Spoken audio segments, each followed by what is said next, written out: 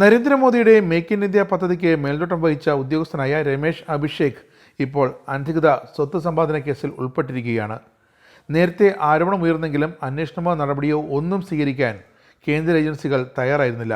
പക്ഷേ പരാതി ലോക്പാലിൽ എത്തിയതിനെ തുടർന്നാണ് ലോക്പാലിൻ്റെ നിർദ്ദേശാനുസരണം CBI കേസെടുക്കാൻ നിർബന്ധിതമായത്. നരേന്ദ്രമോദിയുടെ അഴിമതിയോടുള്ള സമീപനത്തിൻ്റെ ഒരു വ്യക്തമായ ഉദാഹരണം തന്നെയാണിത്.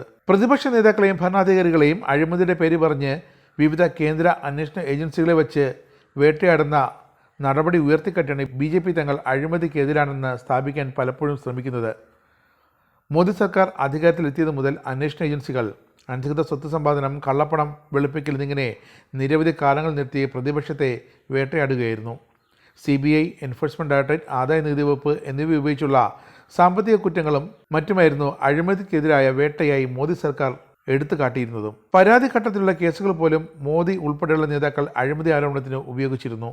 പക്ഷേ BJPയോട് അനുകൂലമായി നിൽക്കുന്ന സംസ്ഥാനങ്ങൾ മോദിയുമായി അടുത്ത ബന്ധമുള്ള ഉന്നത ഉദ്യോഗസ്ഥരും കുറ്റാരോപിതരാകുന്ന അഴിമതി കേസുകളെക്കുറിച്ച് ഒരു ഏജൻസിയും അന്വേഷിക്കാറുമില്ല, പ്രഥമ വിവര റിപ്പോർട്ട് പോലും എടുക്കാറുമില്ല.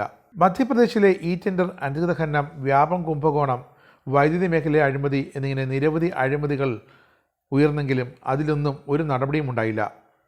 കർണാടകയിലെ BJP സർക്കാരിനെതിരെ വ്യാപാരികൾ, കരാറുകാർ എന്നിവർ നിരവധി ആരോപണങ്ങളും കമ്മീഷൻ കോഴയും ഉന്നയിച്ചെങ്കിലും അതിലും നടപടി ഉണ്ടായില്ല. പക്ഷേ ഇപ്പോൾ വന്നിരിക്കുന്ന പുതിയ കർണാടകയിലെ കോൺഗ്രസ് സർക്കാർ ഇതേപ്പറ്റി അന്വേഷണം നടത്തുമെന്ന് പ്രഖ്യാപിച്ചു കഴിഞ്ഞു. ഏറ്റവും ഒടുവിൽ പുറത്തു വന്നത് പേടിഎമ്മുമായി ബന്ധപ്പെട്ട കുംഭകോണമാണ്. പേടിഎമ്മിന്റെ മറവിൽ കള്ളപ്പണം വെളുപ്പിച്ചെടുത്തതിന്റെ പിന്നാമ്പുറങ്ങൾ തേടി എൻഫോഴ്സ്മെന്റ് ഡയറക്ടറേറ്റ് ഇപ്പോൾ റിസർവ് ബാങ്കിന്റെ നിർദ്ദേശപ്രകാരമാണ് കേസെടുത്തിരിക്കുന്നത്. നരേന്ദ്രമോദിയുടെ നയരൂപീകരണത്തിൽ സുപ്രധാന പങ്കുവഹിച്ച ഉദ്യോഗസ്ഥരിൽ ഒരാളാണ് പേടിഎമ്മിന്റെ സ്വന്തം ഡയറക്ടർമാരിൽ ഒരാളെന്നതും ഏറെ ശ്രദ്ധേയമാണ്. 2017 നോട്ട് നിരോധനത്തിന് തൊട്ടു പിന്നാലെയാണ് പേടിഎം ഉദയം കൊള്ളുന്നതും. 2019 പേടിഎം തങ്ങളുടെ ബാങ്ക് പ്രവർത്തനം വിപുലീകരിച്ചു. ആ വർഷം സർവീസിൽ നിന്ന് വിരമിച്ച നരേന്ദ്രമോദിയുടെ വിശ്വസ്തനായ കേന്ദ്ര ഉദ്യോഗസ്ഥൻ രമേശ് അഭിഷേക് ബാങ്കിന്റെ ഒരു ഡയറക്ടറായി മാറി. മോദിയുടെ മേക്ക് ഇൻ ഇന്ത്യ പദ്ധതിക്ക് മേൽനോട്ടം വഹിച്ച ഉദ്യോഗസ്ഥനായ രമേശ് അഭിഷേക് ഇപ്പോൾ അനധികൃത സ്വത്ത് സമ്പാദന കേസിൽ ഉൾപ്പെട്ടിരിക്കുകയാണ്. നേരത്തെ ആരോപണം ഉയർന്നെങ്കിലും അന്വേഷണമോ നടപടിയോ സ്വീകരിക്കാൻ ഒരു കേന്ദ്ര ഏജൻസിയും തയ്യാറായില്ല. പക്ഷേ പരാതി ലോക്പാലിലെത്തി.